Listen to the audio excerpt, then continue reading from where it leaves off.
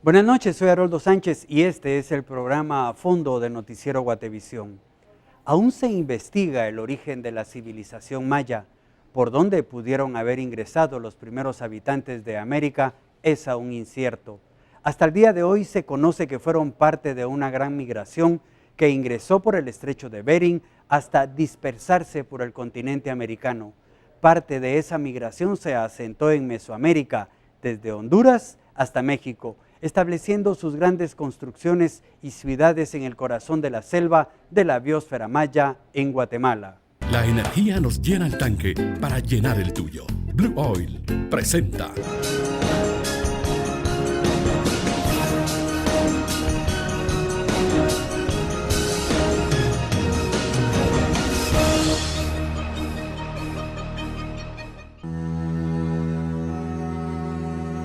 Desde inicios del siglo pasado, exploradores y arqueólogos han hallado antiguas ciudades dentro de la selva de Petén y en gran parte del territorio guatemalteco. El periodo terminal es aún incierto. Desde la conquista española y la aniquilación de sus habitantes que pusieron resistencia, se desconoce qué pasó con los mayas, a dónde fueron o si estos desaparecieron junto con la deforestación, como afirman algunas teorías, terminando con una de las civilizaciones más esplendorosas del mundo. Pero mayormente 900 después de Cristo se fueron todos. Pero nosotros identificamos otro colapso a 150 después de Cristo, casi 900 años antes. El arqueólogo italo-guatemalteco Francisco Estrada Belli, como director e investigador del sitio arqueológico Jolmul y Cibal en Petén, su investigación arrojó datos contradictorios a lo que hasta ahora se pensaba.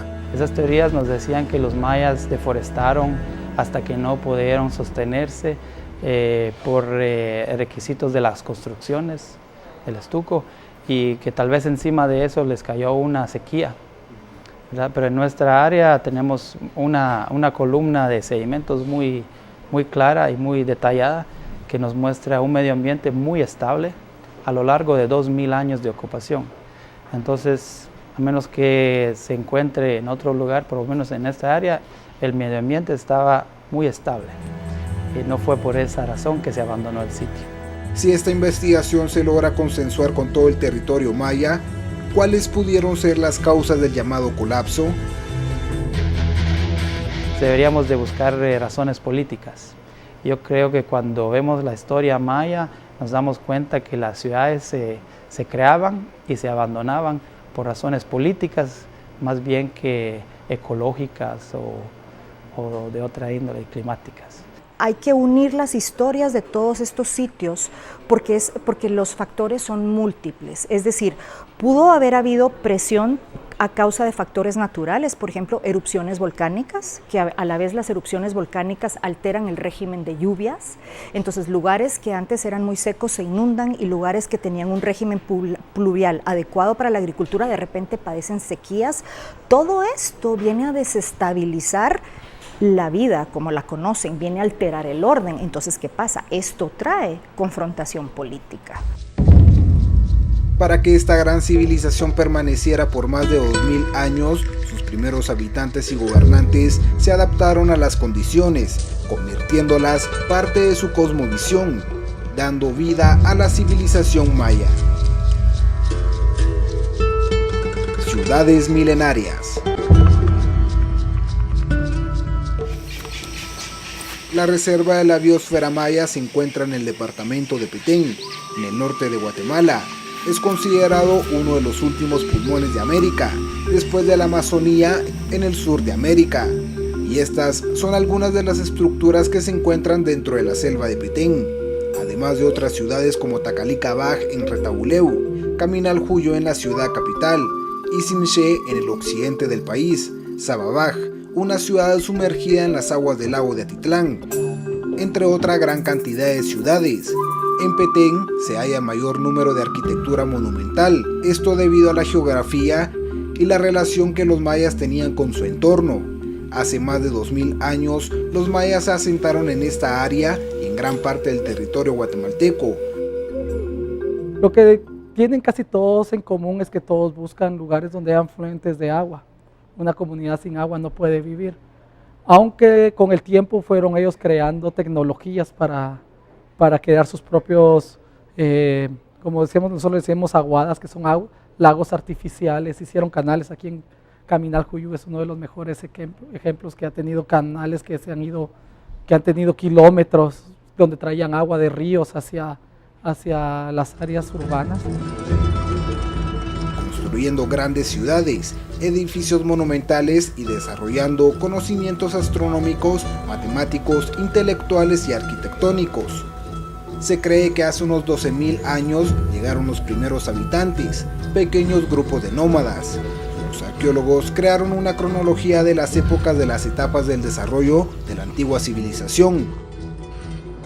El arcaico, antes del 2000 a.C., cuando los primeros habitantes eran recolectores. El preclásico temprano, 2000 a.C. al 1000 a.C., cuando iniciaban las colonias agrícolas. Preclásico medio, 1000 a.C. al 300 a.C., la expansión de tierras bajas. El preclásico tardío, 300 a.C. al 1000 después de Cristo, los primeros centros urbanos. El clásico 150 después de Cristo al 900 después de Cristo, monumentos fechados. Y el posclásico, del 900 después de Cristo hasta la llegada de los españoles en 1524. A partir de estos periodos se investigan los antiguos asentamientos, sus patrones, tamaños, formación, ubicación y utilización, para entender los orígenes de la antigua civilización que desempeñó un papel importante en la historia del mundo. La población realmente en Guatemala estuvo ocupada en la mayoría de sus territorios, la costa sur, la misma capital, aquí estamos ya en lo que era el lago Miraflores. Entonces siempre hubo una gran cantidad de ocupación, ¿no? Sería imposible saber cuántos sitios hay. En el territorio guatemalteco existen más de 3.500 sitios arqueológicos, unos más conocidos que otros debido a su monumentalidad y la importancia histórica que tienen. Estas grandes y pequeñas ciudades, con su propia historia, que en conjunto se arma este gran rompecabezas de la civilización maya. La evidencia arqueológica muestra que las cuevas eran un lugar importante para los mayas, porque era símbolo del paso al inframundo. Cuando no habían estas grandes montañas con cuevas naturales, los mayas cavaban espacios sagrados y sobre ellas construían grandes pirámides. Y de ahí que se convierte en una geografía sagrada, también porque de alguna forma, por ejemplo, las pirámides se convierten en esta idea de la montaña sagrada. Todos los pueblos del mundo tienen esta idea del monte sagrado.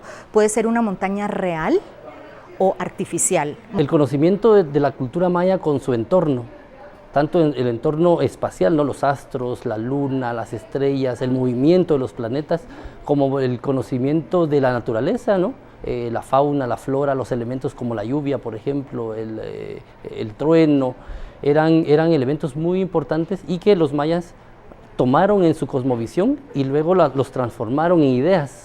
Y esas ideas son las que luego difundían a lo largo del área maya. Yo pienso que cada ciudad se construyó para representar el cosmos en el momento de la creación. Era como un centro sagrado, era como el centro del cosmos. Y entonces se buscaba un lugar que conllamara el lugar donde principió el mundo. En la sociedad maya antigua no se puede separar lo religioso de lo secular. Para los mayas todo era parte de una sola unidad, su aspecto sagrado y ritual.